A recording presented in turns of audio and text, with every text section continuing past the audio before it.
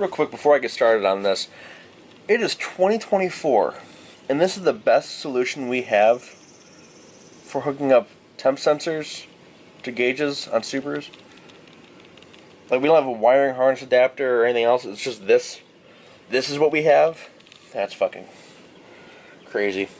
I want us to attach this guy onto this hose for the radiator hose, right?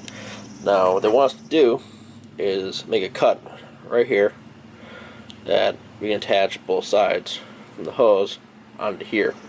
Now, that to me doesn't sound like a great idea. I feel like there's going to be leaks, but we're going to test it out and see what happens. Oh, and also, before this goes any further, I want to let you guys know now that I've already checked the sizing of the hose. My radiator has a 38mm, so this should work perfectly. Should. So, of course, for me, I'm going to only use the best tools for the job. Okay, so I grabbed this really beautiful knife from my kitchen. Yep. And then I also can't fit a bucket underneath this. I'm hoping it doesn't leak too much. I can pop this open. Pop this one open. I think that'd be a better option. Let's see. Yeah. This should feed coolant back into here. So we'll do that.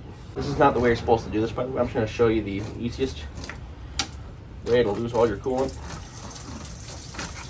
all at once, everywhere. I'm going to leave that guy here. Hopefully this guy fits. That one does. And this one goes here. That's okay. It's not too bad. Leak-wise, it will be rough. But I'm about to eat some coolant. Fantastic.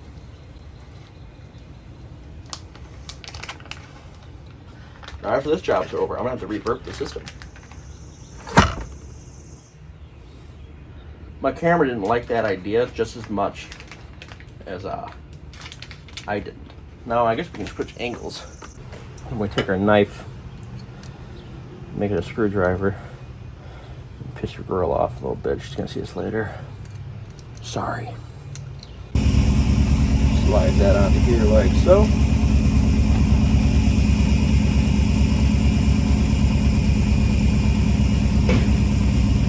So I changed out the clamps. The ones that came with it were pretty crappy, so I did that. Add this little cover piece since it's pretty close to everything. Bring the wires back. This one goes into the firewall. Not sure if you can see it, but that wire right here, that's one of them. And the other one goes straight to the battery on the negative terminal. So there's that. And then up it goes.